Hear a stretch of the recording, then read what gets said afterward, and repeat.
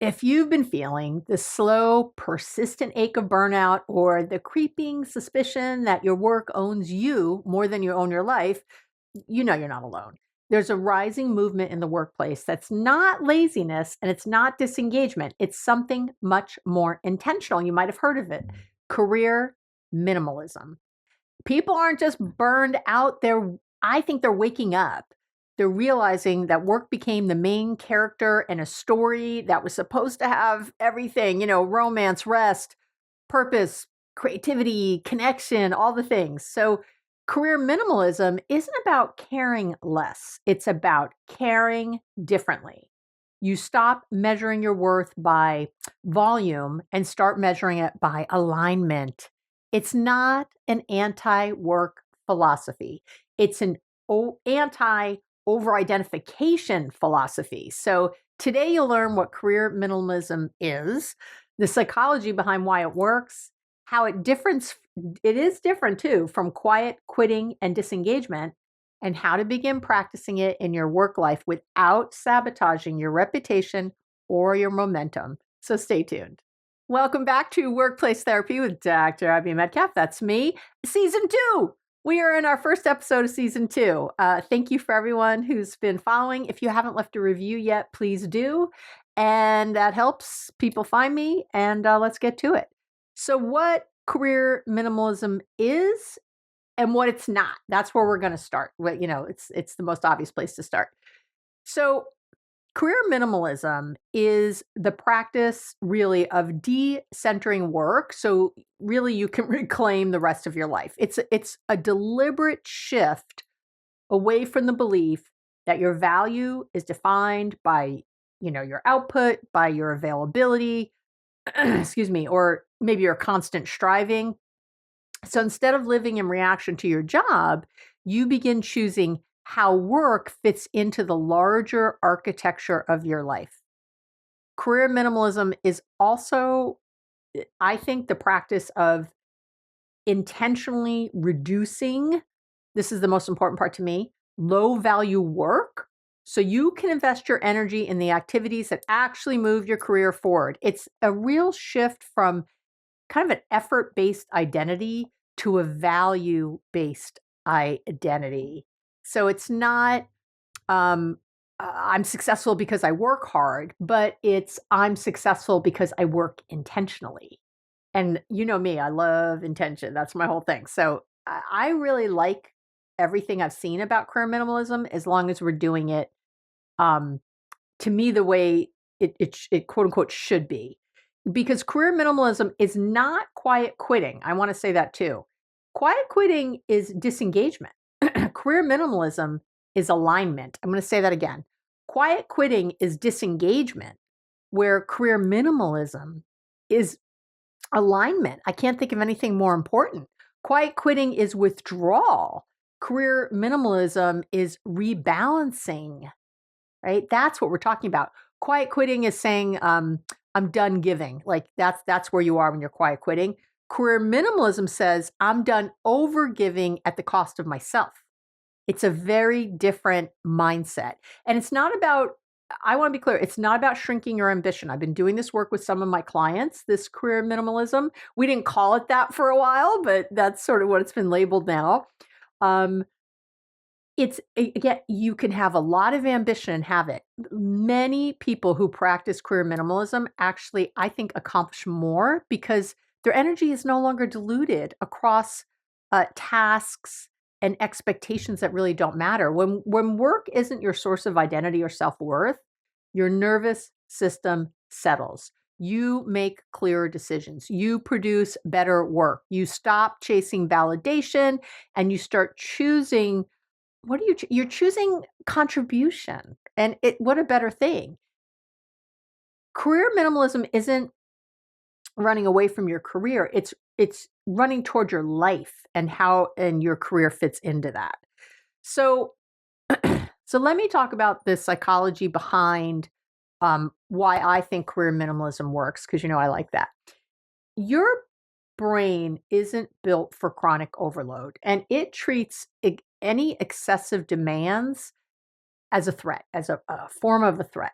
So when your workload is exceeding your perceived capacity to handle it in your head, your amygdala, the fear part of your brain, which I always talk about, it activates. And your prefrontal cortex, the part of your brain that makes, complex decisions, solves problems, is rational, sees long term consequences, that part of your brain becomes less available when your amygdala is online. And the research, and I'll link to all the research as I always do below the video if you're watching me on YouTube, and on my website if you want to find it over there, along with the great free download for today we'll talk about later. The research on cognitive load theory, it shows that when your working memory is overwhelmed, both learning and performance decline sharply. They fall off a cliff. This is why you can absolutely work harder and harder, yet feel like you're accomplishing less and less. That's where that's coming from. Career minimalism works because it's reducing that cognitive load. When you remove low value tasks, your mental bandwidth increases 100,000%. That shift restores your executive functioning. You think more clearly, you prioritize more effectively, you regulate your emotions more easily. And this, I'm not just talking like spiritual, this is neurological. And there have been a ton, again, I'll link to them. There are a lot of studies. I'm not going to link to all of them. I'll link to a couple for you. There are studies on attention and productivity that show that focused work outperforms that high volume multitasking in like every single domain. In nearly every domain, it always outperforms.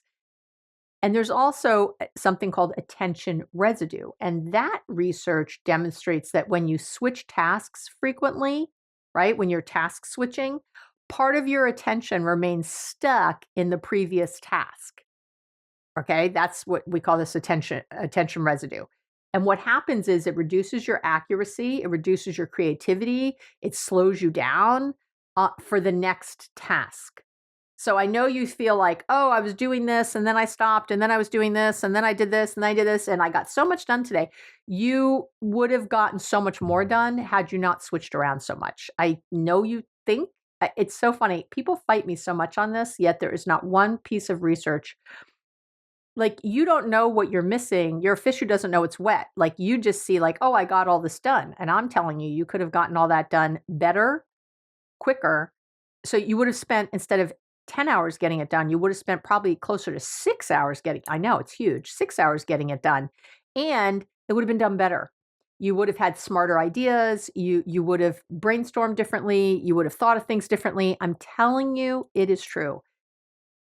Minimalism in your career does not make you less productive. It makes you powerfully productive. And I want to say I have been practicing this in my own life for a long time. And I get asked, I think more than almost anything, how I produce so much stuff every week. I have two podcasts now. I have my love letter. I see clients. I have a family, kids. I put out a lot. I do the blog and the podcast. I mean, there is so much information every single week and new stuff, and I think really good stuff. And I spend time researching and reading and all the things. And I get so much done. And I don't work any 8-hour days ever. Like ever. I work less and less and produce more and more. And it is because I have been following this for a long time. And that's just me, but I do this with my clients and I've been doing it for a long time. I didn't call it career minimalism. It's funny, but that's what I've been doing for years now. And it's so transformative, and I'm making more money than I've ever made. Like that, it all falls in. So I'm just telling you, it really, from a personal standpoint, but most important, forget me, what's worked with my clients over and over and over. It's incredible. And what the research is showing. So let's talk about why you get stuck in that do more cycle. Cause I think that's the big problem. If working less at low value tasks helps you thrive, why is that so hard to do? Right? And it's so hard to do because your identity is involved. A lot of people, including myself, were raised to believe that your worth comes from effort. If you're the person who stays late, responds fastest, sacrifices sleep, and says yes before anyone else, you get labeled as dedicated. That is absolutely how I grew up. And that identity becomes a safety blanket. So letting go of low value tasks feels threatening because it's forcing you to really confront a painful truth. You were doing more than necessary to feel enough, to feel worthy of your check or your title or whatever. Another reason people overwork, I think, is fear of judgment, right? The social evaluation, I guess that's the word I'll use, social judgment, social evaluation. It triggers, I've talked about this before, the same neural pathways as physical pain. I will link to that research. The worry that cutting back will lead others to see you as lazy or disengaged activates your threat system. I mean, literally like you're in physical pain. So career minimalism really requires courage. You're no longer proving yourself through volume. You're proving yourself through outcomes. And that does take some courage. You have to really bet on yourself. So let's talk about reclaiming your life. So how you do this, the heart of career minimalism. Career minimalism really asks you to look directly at a truth maybe you don't want to admit. Somewhere along the way, work became more than work. It became your identity, your validation, your structure, your community, your relevance, your worth, however you want to talk about that. And I know because this was me for many, many years. That's why changing your relationship with work really feels threatening. You're not just shifting tasks, you're shifting meaning. That I know, I'll just let that pause there for a minute. When work becomes the center of your emotional kind of ecosystem, everything else gets crowded out. Rest becomes suspicious, hobbies start to feel pointless, relationships get whatever scraps of energy you have left. You tell yourself it's temporary, oh, once this, project is handed in, once I get the promotion, whatever, things are going to change, but it doesn't because your nervous system never gets the message. It keeps kind of bracing. It keeps scanning for problems. It keeps tying your safety to performance, right? And I want to be clear, career minimalism isn't about doing less for the sake of less. It's about really restoring a balance. It's about restoring balance so your job is one part of a full life instead of the gravitational center pulling everything towards it. When you decenter work, you're really giving yourself permission to be a whole human again. That's what I think. Uh, Someone who works well, but also loves well, also rests, also learns, also laughs, builds a life that exists beyond whatever deliverables, are happening at work. And here's the really surprising part that I felt and that people tell me. When work stops being your identity, your performance often goes up. I'm going to say that again. When work stops being your identity, your performance often goes up. And it makes sense when you really think about it. When it's not your full identity, you're not so nervous. You're not bringing that amygdala to the party. Your prefrontal cortex is online. You're thinking smart. You're planning differently. You're brainstorming better. You're more creative. Your brain settles. So that creativity returns, the risk, being open, spontaneous, seeing things. You're not hustling for approval anymore. You're contributing from stability instead of scarcity. That's a true abundance mindset, right? You're contributing from stability instead of scarcity. And so career minimalism, again, it's not quiet quitting. So you're not abandoning work. You are right sizing work. That's what you're doing. So how does it look day to day? That's, of course, what people always ask me when we work on this. So again, it's because career minimalism is practical, not like, to me, it's not philosophical. I mean, there's a philosophy to it, but it's practical. It's practical. And so I would say the first thing I usually suggest to people is you begin by reducing the number of meetings you attend. And I will tell you that research has found over and over and over, if you are a boss or anything, stop with the effing meetings. Research has found that excessive meetings increase stress. They do for workers and reduce perceived productivity. Of course and because I think it's not just perceived, I think it's real productivity. Or you might start So that is best you can. Like, really ask the question, like, what am I contributing to this meeting? Can I come for 15 minutes of the meeting? Do I have to sit there the whole time? Can we make these meetings stand up? Can we trust me, when people are standing when they do the meeting, they get through it much quicker than when they're all sitting down with their coffees, leaning back in their comfy chairs. Forget it. There's a lot of ways that you can impact how many meetings you go to and how long they go on. Or you might start by identifying your I and this is what I did, identify your highest value tasks. Ask yourself what work produces the strongest return on your time. And these are really what you would call your key, with capital letters, your keystone tasks, your main tasks. Everything else is either supportive or unnecessary. And that is one of the best ways. If I am going to bring it back to me, if I look at my world, right? No one else can my keystone tasks are writing, researching and writing are kind of keeping my ear to the ground for what are the most kind of things that are really bothering people, or what is really up with folks. And working with my clients obviously is a keystone task. It's something I love, and it's something, no one what I think of keystone tasks sometimes is it's something I could never farm out, right? I mean, some people might say to me, well, you could farm it out to AI, your writing and stuff, but I guess I could, and not that I haven't used AI to help sometimes with things, or to rewrite, or I don't know, give me different ideas. But in general, no, because it wouldn't be my voice really. I mean, I'm sure some AI people would argue that, but and with my clients, right? It's me. Like, there's things that have to be me as far as I'm concerned, and there's things that, like, editing the podcast, or the videos or something. That doesn't have to be me. So it's not me. Those are necessary tasks to my business, but not necessary for me personally. So, you find ways to make sure that the workflow, you really look at what your key elements are, and you farm out, or, rework. If you don't work for yourself, if you work for an organization, you really figure that out and make that the priority. Uh, it and I will say this too, I think career minimalism really changes how you communicate.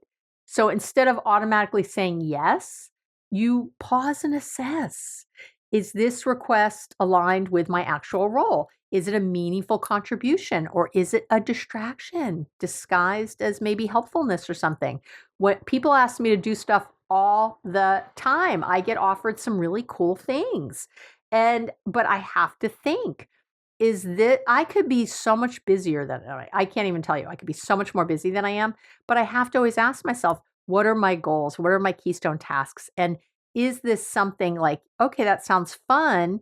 Is it really fun? How much of my time is it going to be? How fun is it going to feel if I'm flying all over doing that thing? Like, really ask yourself. I think we say yes very quickly to anything that has money attached, anything that seems like a career advancement.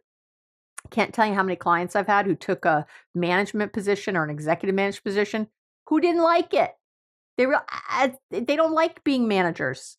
They'd rather do this other kind of work. It's like, don't just say yes. Pause. When you practice career minimalism consistently, you become the person who I think delivers really exceptional work without burning out. Again, not because you're superhuman, but because you're no longer like diluting your energy across everything. Right. It's really, I mean, at the end of the day, right? It's about boundaries. And I did an entire episode on boundaries at work on this podcast, and also on my Relationships Made Easy podcast. So make sure you check those out if um, boundaries at work are an issue for you. It's a chapter in my boundaries book and in the workbook. I mean, I talk about boundaries at work a lot. So there's a lot of free information, or you can pay, whatever you want to do. Get it free, pay for it, whatever you want.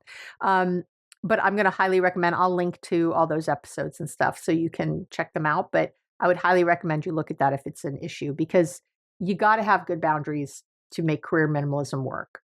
Um, well, and let's talk about sustainability, right? Sustainable career minimalism requires those boundaries. But it requires clarity. You need to understand the expectations of your role. You need to be able to articulate those clearly to your peers, your managers. You need to align your actions accordingly. It's a lot of intention. It's a lot of really thoughtful action. Um, I'd also say sustainability depends on acceptance. You can't control everyone else's reactions when you stop over functioning. Some people will be relieved, some will be threatened, some will test you. That's totally normal. Most resistance fades when your performance stays strong. So that's all you're focused on. And again, the real transformation is internal. You're no longer, how do I want to say this? You're no longer running your career based on fear. You're running it based on intention. One of the love-based emotions, okay? So that's what's so different. So I always do how to put today's lesson into action. If you like this, you're like, I want a career minimalism. This is my thing. I created a career minimalism starter kit where I walk step by step through how to reduce your workload without reducing your impact. So it's a little guide, and you're going to find, how to identify your keystone tasks. You're going to pinpoint your 3 biggest time drains. You're going to rewrite your work priorities for the next 30 days. I create a communication script to set boundaries without sounding like a jerk. um, and really begin practicing minimalism in a way that feels safe and sustainable to you. So it's the career minimalism starter kit is kind of what I'm calling it. And you can download that below the video. If you're watching on YouTube, please like and subscribe if you are. And I'd love to hear your thoughts. You can always comment under the video. And otherwise, you can find this on the website and under where you find this blog. And that's it. So I hope this helped. I hope this is something you try to start doing. And welcome to season 2. I think we're starting off strong. All right. Have a wonderful week, and I'll talk to you real soon.